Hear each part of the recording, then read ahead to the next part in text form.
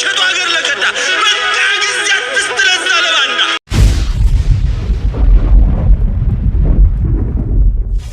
ከአዲስ አበባ ቂሊንጦ ማረሚያ ቤት ለጽናት በሚቀርቡ ምንጮች አሁን የደረሰን ሰበር ዜና ነው።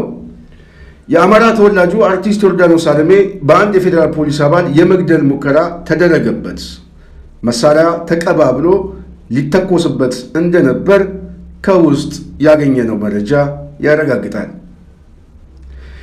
የሁኔታው አሳሳቢነትም ከባድ ስለሆነ አሁንም ያለበት ሁኔታ ለደህንነቱ ስለሚያስቸግር የሚመለከታቸው የሰብአዊ መብት ተሟጋች በውጭም በውስጥም የሚገኙ የአርቲስቱ ቤተሰብና የአማራ ተወላጆች በአርቲስቱ ላይ የተቃጣ የሞት ግድያ በተለይ በማረሚያ ቤት ውስጥ የተደራጀ የአንድ አካባቢ ሰዎች ካለባቸው ጥላቻ አኳያ ሊፈጠር የሚችለው አደጋ ምን እንደሆነ ስለማይታወቅ የሚመለከተው የሰብአዊ መብት ተቋማት፣ ሚዲያዎች በአርቲስቱ ጉዳይ ላይ ድምፅ እንዲሆኑ እንደዚሁም በአካል ተገኝተው የመረጃውን ተአማኝነትና ያለበት ሁኔታ ለማረጋገጥ አርቲስቱን እንዲያናግሩት ተጠይቋል። ሁኔታው የተፈጠረው ባጭሩ እንደሚከተለው ይሆናል። በቂሊንጦ እስር ቤት የሚገኘው የአማራ የፖለቲካ እስረኛ አርቲስት ዮርዳኖስ አለሜ በአገዛዙ በደረሰበት ከፍተኛ ድብደባ እና እንግልት የቀኝ ዓይኑ መጥፋቱና የግራ የዘር ፍሬው ከፍተኛ ጉዳት እንደደረሰበት ይታወቃል። አርቲስቱ የቀኝ መላ የሰውነቱ አካሉ በሙሉ በመጎዳቱ የነርቭ ህመም ተጠቂ ሆኗል። በመሆኑ ይህንን የነርቭ ህመም ጥቁር አንበሳ ሆስፒታል ሕክምናውን ለመከታተል ማለትም ጥቅምት 24 02/2018 ዓ.ም ሲሄድ አንድ የማረሚያ ፖሊስና አንድ የፌዴራል ፖሊስ አጅቦት ጥቁር አንበሳ ሆስፒታል ግቢ ይደርሳሉ።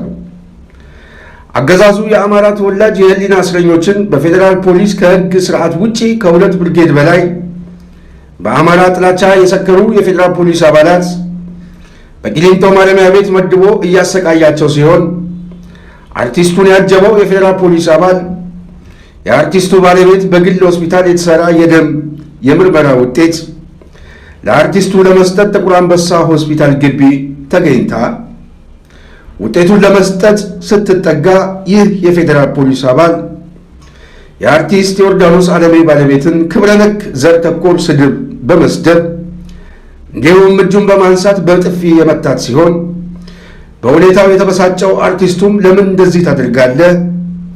አንተ ከዲሲፕሊን ውጪ ወታደር ሆነ እንዴት ሰው ትደበድባለህ?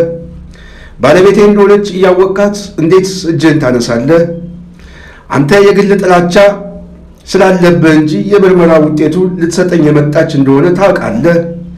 ባለቤቴን ልታመናጨቃትና ልትመታት አትችልም ሲለው በዚህ መሃል የተፈጠረ ግርግር ይህ የፌዴራል ፖሊስ አባል አንተ አገር አፍራሽ ጽንፈኛ ጃዊሳ አሸባሪ እደፋሃለሁ ምን ታመጣለህ ብሎ የታጠቀውን ክላሽ መጠበቂያውን በመክፈት አቀባብሎ ለመተኮስ እየተንደረደረ ባለበት ሰዓት በጥቁር አንበሳ ግቢ ውስጥ በተገኙ ዜጎች ጩኸትና የአርቲስቱ ባለቤት ለቅሶ እና ልመና እንዲሁም አብሮ በነበረው የማረሚያ ፖሊስ ጣልቃ በመግባት የአርቲስቱን ሕይወት ከሞት የተረፈ አድርጎታል።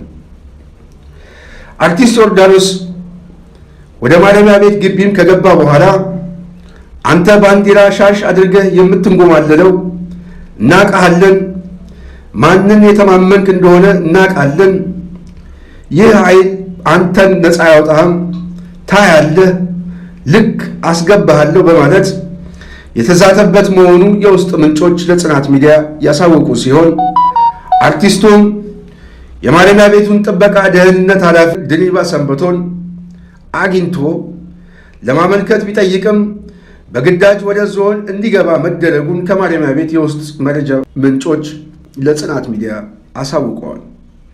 ይህንንም አስመልክቶ ለሚመለከተው ሁሉ የሰብአዊ መብት ተቋማት በአርቲስቱ ላይ የተቃጣ የሞት ግድያ በተለይ በማረሚያ ቤት ውስጥ የተደራጀ የአንድ አካባቢ ሰዎች ካለባቸው ጥላቻ አኳያ በነገ ጠዋት ሁኔታው ላይ ሊፈጠር የሚችለው አደጋ ምን እንደሆነ ስለማይታወቅ የሚመለከተው የሰብአዊ መብት ተቋማት፣ ሚዲያዎች በአርቲስቱ ጉዳይ ላይ ድምፅ እንዲሆኑ እንደዚሁም በአካል ተገኝተው የመረጃውን ተአማኝነትና ያለበት ሁኔታ ለማረጋገጥ አርቲስቱን እንዲያናግሩት የተፈጸመውን አስቸጋሪና ምናልባትም የተደራጀ ጥቃት ባለፉት 3 ዓመታት በተለይ የአማራ የፖለቲካ እስረኞች በቂሊንጦ፣ በቃሊቲ፣ በአባ ሳሙኤል የሚገኙ ማረሚያ ቤቶች የጥቃት ሰለባ ሆነው ይገኛሉ።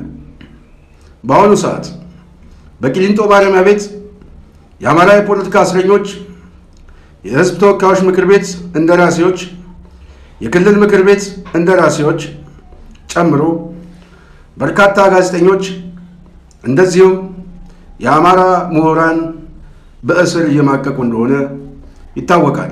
ስለሆነም ሁሉም የሚመለከተው የአማራ ሕዝብ ለእነዚህ የህሊና እስረኞች ድምፅ እንዲሆን አጋርነታቸውን እንዲያሳዩ ተጠይቀዋል።